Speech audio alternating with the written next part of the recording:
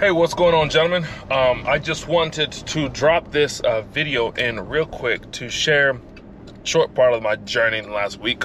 Last Friday, I've not been active. First of all, I've not been active on the powerlifting crew and the health and physicality crew, because last Friday I was doing my first work set of my squats, and for the first time in my life I sustained what most people would term as a back injury.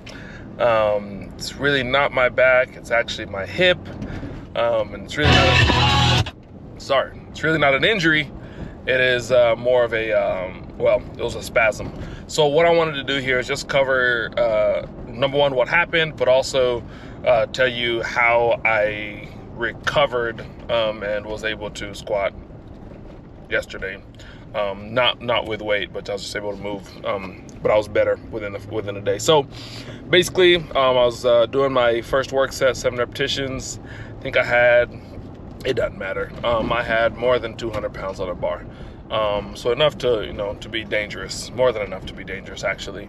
And it had been feeling heavy the whole time. Warming up, felt like I hadn't slept well last week. We had some guests in from out of town, and we were out entertaining and just had a great time, but I had not slept well. And this was the afternoon. I normally get my workout in the morning. So by the afternoon on a Friday, I'm typically chilling, but I decided, hey, let me just knock this workout out to be about the business.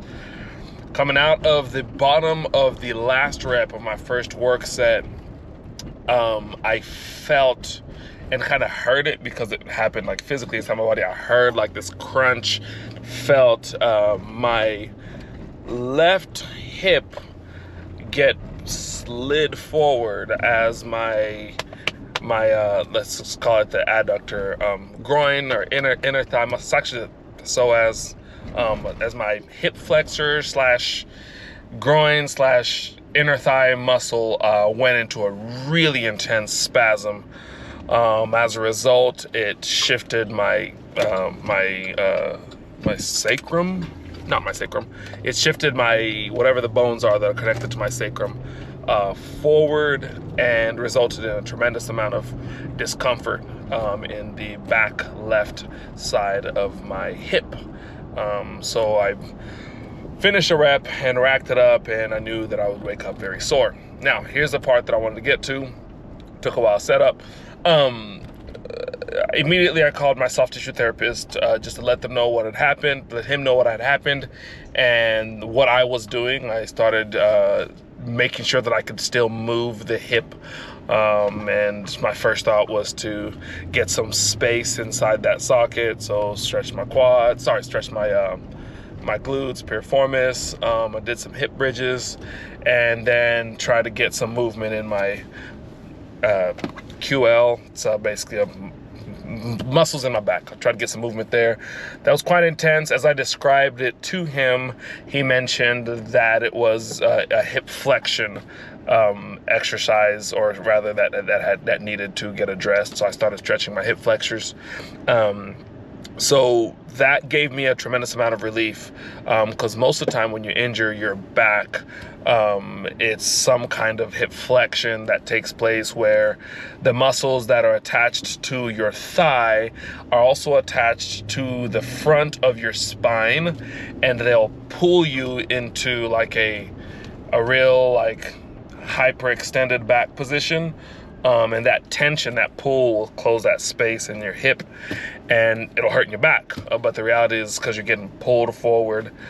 So as I released the tension, that gave me some modicum of relief. I was able to walk, almost crawl out of the gym.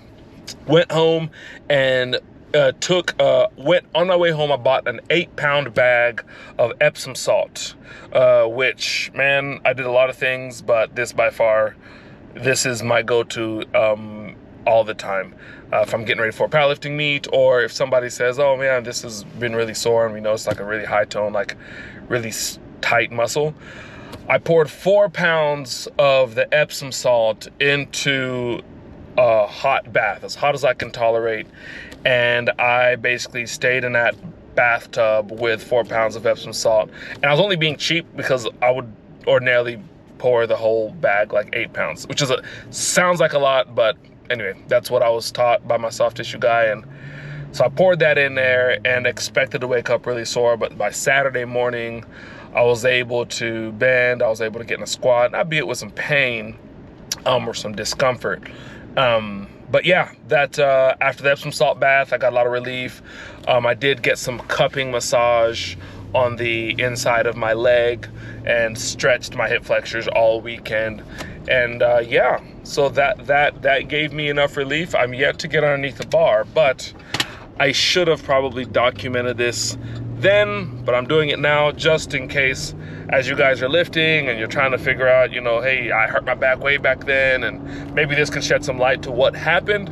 Hopefully that is never the case for you where you do get hurt doing squatting, but suffice it to say, it is very important for you to stay limber and loose. So stretch your hip flexors, stretch your glutes, always make sure that your hips are moving well before and after, heck, even during you lift anything heavy on a squat or other movement. All right, love you guys, see ya.